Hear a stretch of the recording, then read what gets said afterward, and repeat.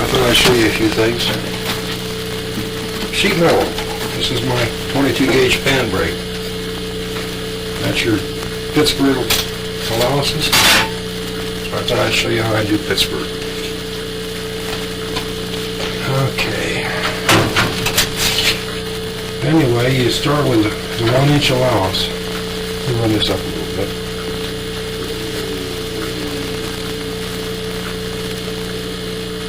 That should do it.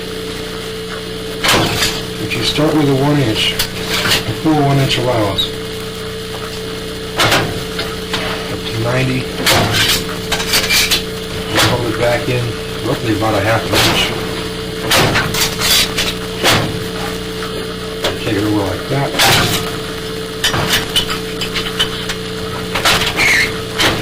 Flatten it.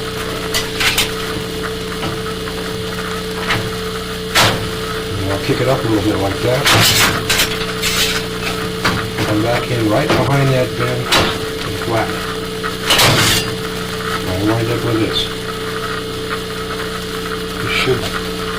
You should notice. You don't happen that a lot. It's simply a 1/4 inch. Okay.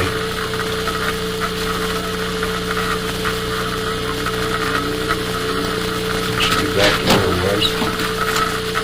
Anyway, that's the lock right there. These two pieces fit together in there. You simply hammer this flange over and you've got your Pittsburgh lock done by hand. I'm going to stop this.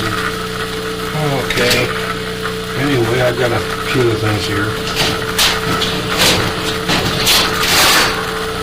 I forgot to open this before. This allows me to stick a sheet right through the wall. Probably should have had these open before. Well, there's another lock that I learned to do over here.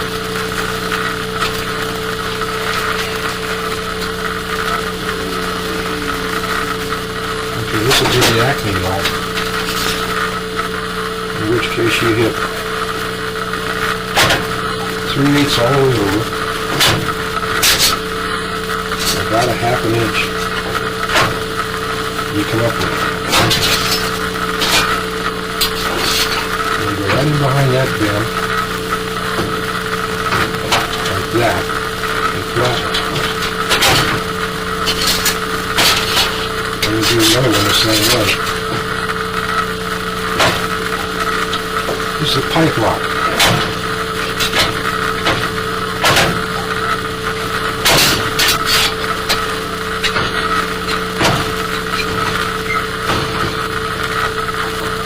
Catch it just like that.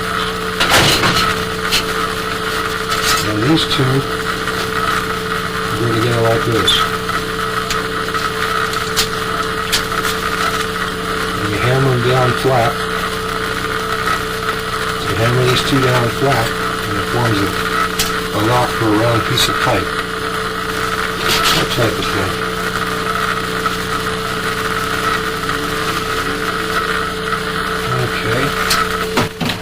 Okay. I noticed that the camera on the tripod was picking up a lot of noise, so I've got it sitting on a pair of gloves right now. Anyway, this is that lock I was telling you about. That's the Pittsburgh lock. And these are the two pieces. How they go together. So that's what you use on most of your ductwork.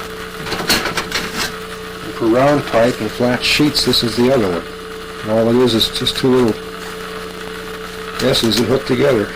You put this on your steel block and you beat it down, and you've got a watertight seal. Another one of my inventions. You got your 3/8 drill, your 3/8 variable speed drill, and you want to drill a 1/2 inch hole somewhere. Okay. So what you do is you take your 1/2 inch chuck, and you mount a spindle in the back side of it like that. Or you can just chuck this in the bit. Then you can drill 1/2-inch holes with a 3/8 variable speed drill. That works good. Let's see, what else can I tell you about? I guess I can get the fittings out. I made this up to the rain gutter. This is simply a square to square on an angle. This is 26 gauge. This was feeding into the rain barrel.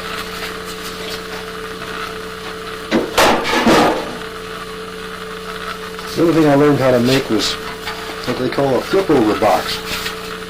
The guy's going to put an air conditioner on the roof, you know, but the problem is the air conditioner's got an over and under, you know, return air and supply air, with an over and under on the air conditioning unit, but on the house itself was set up for a side-by-side.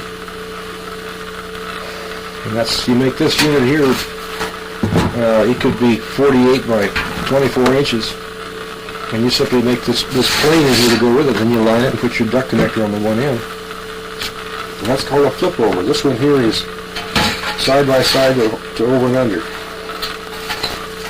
Let's go to my samples.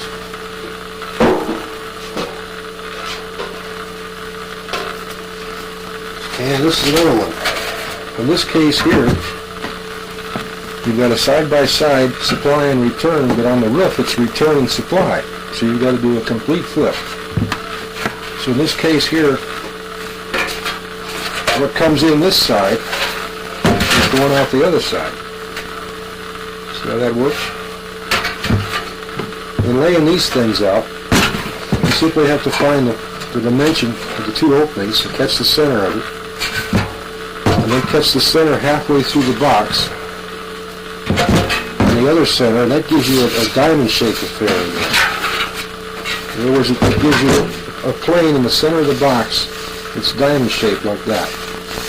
And all you have to do then is make the two ends fold up and the other two ends fold down. And that's a complete flip. Side by side to side by side.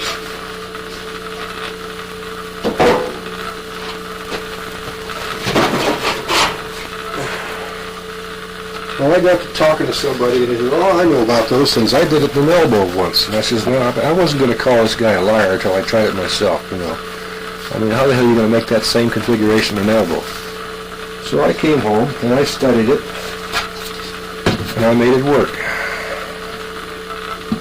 And this is the same situation. The supply up here winds up being the supply down here. And the return on that side becomes the return up here. So this unit can be mounted on a roof with the air conditioner where the two sides have to flip within an elbow. So I managed to make it work. So I went one step further and I tried it over and under and over. Same configuration. Now if you had simply a side-by-side and over and under, you'd simply omit one of the diamonds in here. Anyway, he was right. It can be done. So I learned how to do it. Okay. Another thing I made as a sample is a one-piece box. It's all one piece. Well, I discovered if you can do it in cardboard, you can do it in sheet metal. Like that. One-piece box. I discovered this is not a 45. This simply is looking for the centers. That's how you can make one. We had a guy that came in the shop once and he wanted some Chinese rain gutter. You know, and Donnie says, what? But he wanted something that was definitely different. And I got the job, and this is what I came up with. I'm going to hold it straighter now. Anyway, the corners of the rain gutter are tilted up. And he wanted a windscreen the same way. I don't know if you can see these right or not. So I devised this seam to make this work. So I'll show you what I did. That's the seam there. And I found you get on the bandsaw and you take your 4 sheets and notch these, and they'll all fit together. So if you use the inside and the inside of the two sheets and put them together and then saw cut them, you have enough gap between the saw cuts to where you can get these ears in here. And the same thing on the inside. It works out pretty good. There are a lot of ways you could make this seam. This is a double concave seam is what it amounts to. You could do it as a standing seam with a cap on it. With the finished part up on the guy's roof, you could hardly see it. Like that. This just was the job that I had to do.